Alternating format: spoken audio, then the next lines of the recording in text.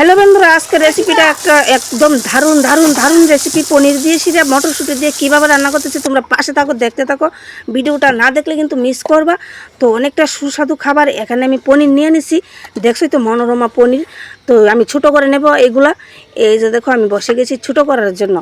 তো আরেকটা করে টুকরো করব, করে তারপরে দিয়ে ছোটো করে আমি পনিরগুলো ধুয়ে নেব। আর সাথে দেব পটল, আলু আর মটরশুঁটি। তো তোমরা দেখতে থাকো, ভিডিওটা না দেখলে অনেকটা মিস। এই যে দেখো আমি কেটে নিলাম তোমার পটল, এখানে আছে আলু, এখানে আছে পনিরও কেটে নিচ্ছি। আর এখানে মটর কালকে ভিজাই রাখছিলাম রাত্রেবেলা, ঠিক আছে। তো মটরগুলি এখন বসাই দেবো প্রেশার কুকারে। তো সিটি দিয়ে দেবো। তো এত সুন্দর একটা রেসিপি হইব, তোমরা যদি না দেখো কেমন করে হয় বলো তো। তো এই যে দেখো এখানে ভাত বসামো, আর এখানে আমি কড়াইটা বসাইছি, কড়াইটা নামাইলামও। এখন বসাই দেবো আমি আগে তোমার মটরশুঁটি, সিটি দিয়ে দেবো, ঠিক আছে। তো এইগুলো সিটি না দিলে আবার ভালো লাগতো না, আর কড়াইয়ের মধ্যে বসাইলে তো অনেকটা দেরি লাগে। তো তার কারণে আমি মানে প্রেশার কুকারে দিয়ে সেটা সিটি দিয়ে লাইতেছি। তো খুবই একটা সুস্বাদু খাবার। আর এখন তো মানে আমি ব্লগ দিই না, অনেক দিন পরে কিন্তু তোমাদের সামনে ব্লগটা নিয়ে আসি। তোমরা দেখতেই পারতেছো অনেক দিন পরে। তো আমি নিয়ে নিলাম, এই যে দেখো মটর আমি প্রেশার কুকারে দিয়ে দিলাম। তো এখন আমি বসাইয়া দিব।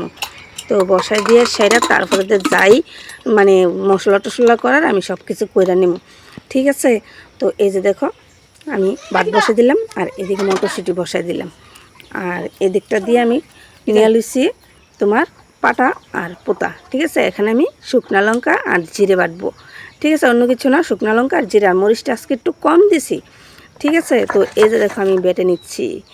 তো আমার এই পোতাটা সেদিন এনে দিচ্ছে আমার হাজব্যান্ডটা, তোমরা তো দেখাইছিলাম ওই। তো এই পোতাটা দিয়ে বাড়তে অনেকটাই আরাম লাগে, ভালো লাগে। আগের পোতাটা তো একদম ছোটো ছিল, অর্ধেক ছিল। তো এখন আমি বেটে নিচ্ছি মশলাগুলি। তো মশলাগুলি বেটে নেব। আর সেদিকে আমার সিটি হয়ে যেতেছে মটরগুলি, আর ভাতের জল গরম হয়ে যেতেছে। আর হের বাবা এসেরা ওই কি গেঞ্জি টেঞ্জি হেরার আছে এটা নিয়ে বাইরে লেহরা দিতেছে, ঠিক আছে। তো অ্যাকচুয়ালি এখন মানে ব্লগ নিয়ে আসি না, এত কষ্ট করে সেটা যদি একটা ব্লগ দেওয়ার পরে যদি কোনো ভিউজ না আসে, কেউ যদি না দেখে, তাইলে কিন্তু ভালো লাগে না। কারণ অনেকটা কষ্ট হয় কিন্তু একটা ব্লগ বানাইতে। আর যারা বানাও তোমরা তো তারা সবাই জানো। আর এখানে আমার মশলা হয়ে গেছে, ভাতের জল গরম হয়ে গেছে, কড়াই গরম হয়ে গেছে। তো মটরগুলি নামাই লেছি, নামাই আমি কিন্তু এখানে কড়াইয়ের মধ্যে তেল দিয়ে দিছি। প্রথমে কিন্তু আমি পনিরগুলা ভেজে নেব, ঠিক আছে। তো তেল দিলাম অনেকটাই। তো এই যে দেখো আমি পনিরগুলো দিয়ে দিতেছি। খুব সুন্দর একটা রেসিপি। আর তোমাদের কাছে কার কাছে আমার রান্নার ভিডিও ভালো লাগে তোমরা অবশ্যই একটা কমেন্ট করে জানিও। আমার রান্না কি ভালো হয় না খারাপ হয়, কেমন হয় তোমরাই জানো, ঠিক আছে। তো এই যে দেখো আমি পনিরগুলো কিন্তু মানে ভেজে নিচ্ছি। তো এখন পরিস্থিতি কিন্তু খুব খারাপ, দেশের হাল কিন্তু খুবই খারাপ। তো এই যে দেখো আমার পনিরগুলো কিন্তু হয়ে গেছে, লাল করে সেটা ভাজি করে লেতেছি। একদম সুস্বাদু খাবার।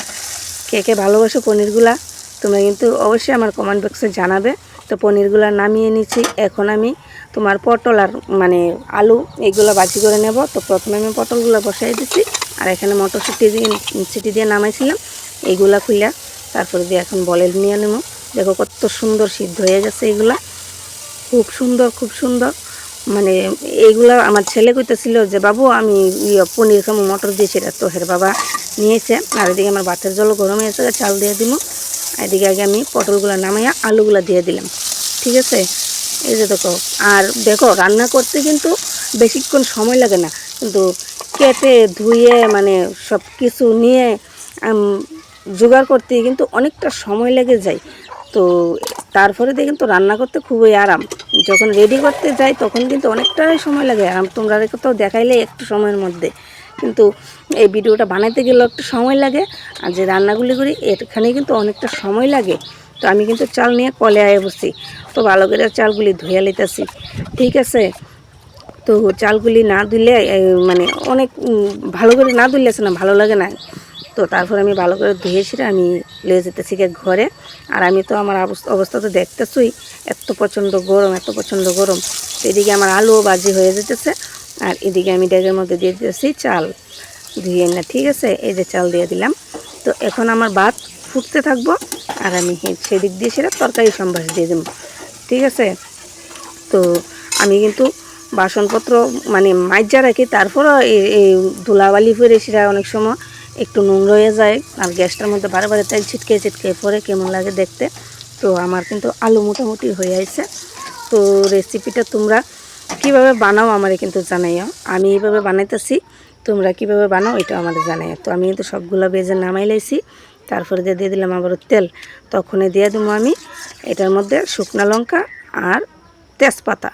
তো শুকনা লঙ্কা তেজপাতাটা দিয়া তারপরে দেয়া এইগুলা ভাজি হইলে তারপরে দিয়ে সম্বাসটা কি এত সুন্দর সম্বাসের সেন্ট বাইরেও কোয়ার ভাষা নেই। তারপরে দিয়ে দিলাম আমি পাঁচ সোমবারি দেওয়ার পর হওয়ার পর তারপর দিয়ে দিলাম আমি মরিচ আর জিরা বেটে রেখেছিলাম। আমি এত আবর্জনা মশলা দিই না, বেশি কমই দিলাম, ঠিক আছে।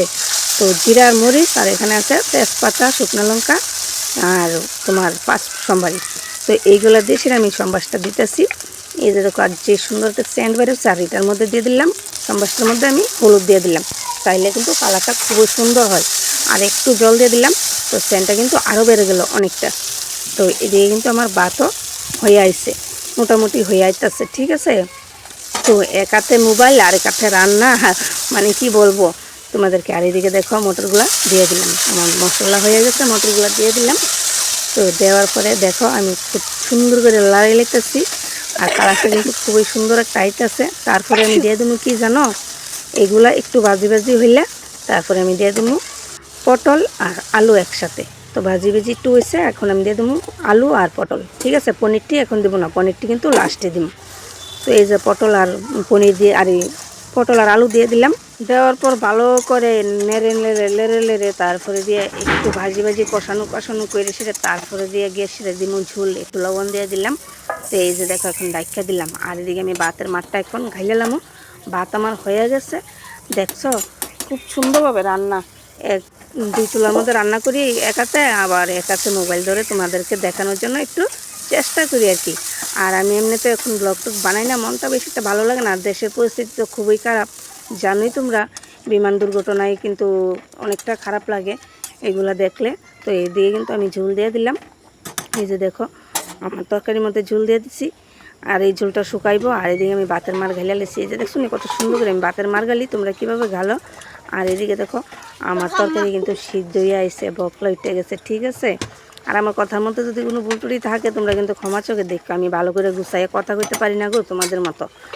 ভুল টুটি হলে তোমরা কইও। এখন আমি পনিরগুলো দিয়ে দেবো, এই যে দেখো পনিরগুলো লাস্টে আমি দিয়ে দিলাম, ঠিক আছে, শেষে দিয়ে দিলাম। তো পনিরগুলা সিদ্ধ হইলে তরকারিটা একটু সিদ্ধ হয়ে টাইম না আইব, তারপরে দিয়ে কিন্তু আমি শেষে দিয়ে দেবো গুঁড়া মশলা। তো আজকে গুঁড়া মশলা আমি মানে ডিবির থেকে দিমু। আর এদিকে আমি ভাত কিন্তু এই যে নামাই লেছি, এই যে দেখো ভাতের মার গেলে ভাতের ডেক নামাই লেছি। আর এদিকে আমার তরকারিও হয়ে গেছে। তো এখন আমি দিয়ে দেবো তোমার গুঁড়া মশলা, এই যে দেখো হাতে গুঁড়া মশলার ডিব্বা। তো এখন আমি খুললা দিয়ে দিতেছি পরিমাণ মতো, এই যে দেখছো। তো খুব স্বাদ হয় এই তরকারিটা। তোমরা কে কে ভালোবাসো পনির দিয়ে এইভাবে তরকারি খেতে আমার কিন্তু অবশ্যই জানাইও। আর অনেকদিন পরে তো ভিডিওটা দিলাম, ভিডিওটা কেমন হয়েছে এটাও তোমরা আমাদের জানাইও। আমার তরকারি কিন্তু হয়ে গেছে, খুব সুন্দর তরকারি। এই যে দেখো দেখে কিন্তু জিভে জল চলে আসছে। তোমাদের কি চলে আসছে? অবশ্যই আসছে, চলে আসো আমার বাড়িতে খেতে, খেয়ে যাবে। তো আমার ব্লগটা এখানে শেষ করলাম, কিন্তু শেষ করার আগে আমার ছেলে দেখো আয়া করতেছে, মা আমি পনির খাবো, আমার একটু পনির দাও। তো যাক হে একটা পনির দিলাম, তো হে খাইবো করতেছে। আমার কিন্তু তরকারি হয়ে গেছে, আমি নামাই লাইছি। এই যে দেখো কত সুন্দর রেসিপি। আর কিছু দেখাইলাম না তোমরা, এতটুকু অনেকটা ভরে গেছে। তারপরে টাটা বাই বাই। আর আমার মুখের অবস্থা দেখতেছে, এই ঘরটার মতো তো বইয়া থাকার মতো কোনো উপায় নেই। আর হ্যাঁ করতেছে দেখো আমার হাত কত সুন্দর। তো যাক টাটা বন্ধুরা। আর এই যে দেখো আমার ঘরের অবস্থা, ঠিক আছে, টাটা বাই বাই, সবাই ভালো থেকো।